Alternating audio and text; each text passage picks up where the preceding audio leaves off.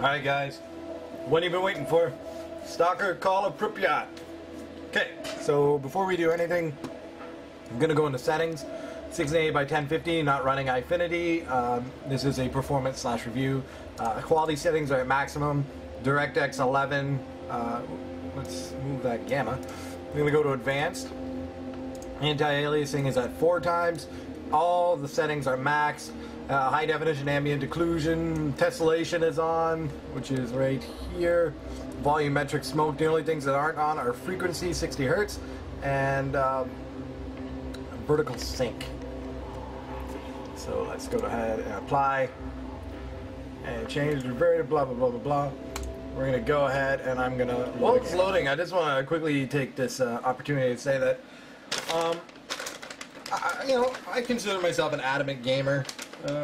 I play video games a good amount of the week. It may not be on my PC. I probably use my PC less than I do my PlayStation 3 or whatnot, but there's certain games that you play and you're glad you're done with them or whatever, or you weren't that into them.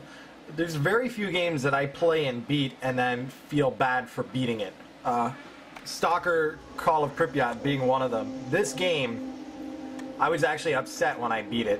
I'm loading up a spot previous to it so I can go and finish up a lot of the stuff that I missed out on doing.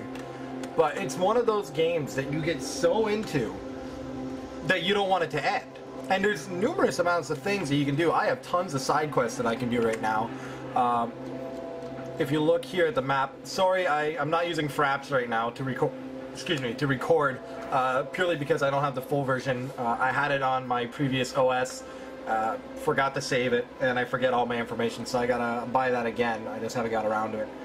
Basically, how the map system works, I'll explain. This is much easier than the Stalker Shadow of Chernobyl, or sorry, not Shadow of Chernobyl, Clear Sky. Basically, your main quest objectives are in yellow, and they're on the map, and your side quests are in white. So it makes it really simple to read. The map itself, you don't have a very large playing area. I mean, it's vast to an extent, but it would be nicer if it was a little bit bigger, like maybe the size of Oblivion. The ambiance of the game, it's really well done. I mean, you get the sense of the dread and eeriness of everything that's going on. One thing I would recommend you doing, oh cool, an anomaly field. I'm gonna pull out my, uh-oh.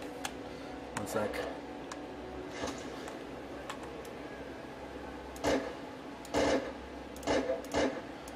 You fucking fuck.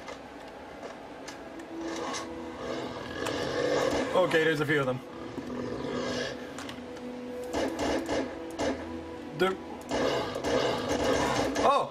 Another cool thing, a perfect example right there. I mean, a lot of the anomalous activity happening out here from the radiation and all that, and all the nuclear whatever's going on, it fucks with your head, and you have a sight gauge and all that. Like, it's a very deep RPG, and I imagined 2 of those dogs, and only one of them was real. There was 3 there, and only one was real. I shot 2 of them, and they disappeared. A lot of stuff happens. There's a lot of, it really messes with you in a sense. But just give me a minute. This probably isn't even going to be in the review. I want to get something out of here. As you can see right now, one of the big things as being a stalker is the collection of artifacts. They're extremely valuable in the zone. This is a really great way to make money. So I have my little thing here, and you can see the dot on the map, and that's revealing the location of our artifact. And you have to be very careful when you go in here, because if you touch any of these things, it'll do a good amount of damage to you. But sometimes it's the only way to get in here. There it is. Okay, get out. Now I've retrieved that artifact. It's called Flame. This artifact forms the air of high thermal activity. It produces powerful infrared emissions, which intensifies metabolic process. Healing wounds before its bear's very eyes. Artifact is very rare and extremely valuable. See, like, that's another way to make money. Collecting artifacts. The use of ballistics in this game is incredible. Bullets actually Whoa! Oh, Jesus, that fucking scared me. I couldn't even see where it is. It's. Oh, I love games like this. Just you fucking fuck. This used to be a rat, by the way.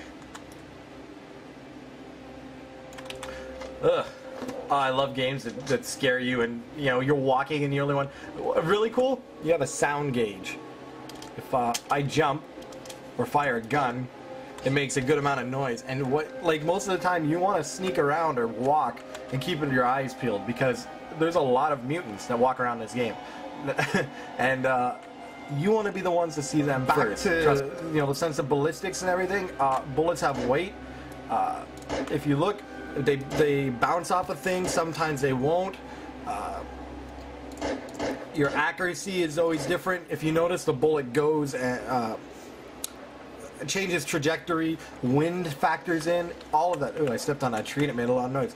All kinds of realistic information in regards to the trajectory of a projectile is taken into account in this game, and it makes for combat.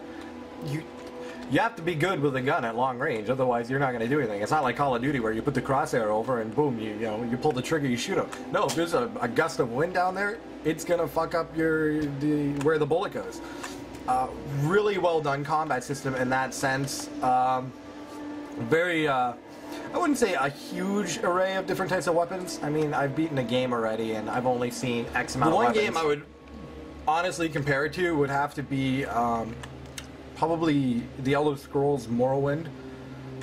Not so much Oblivion, because Oblivion, a lot of the quest givers spoke to you. Actually, every single quest giver spoke to you. In this game, there's far more reading. I think that deterred me a lot from the Clear Sky Stalker. I never gave it any kind of a chance. Now that I've beaten this, I will go back and play Clear Sky. But a lot of the times, I like having things read to me. I like a bit more realism. But this, you know, it's so much more immersive. Basically, your equipment gets damaged. You can go to vendors, have them repaired, have them upgraded. I'm pretty far into the game. Like I said, I've already beaten it. I'm just playing from a previous save. So all of my stuff can be repaired for free because I'm with the military right now, which is really good.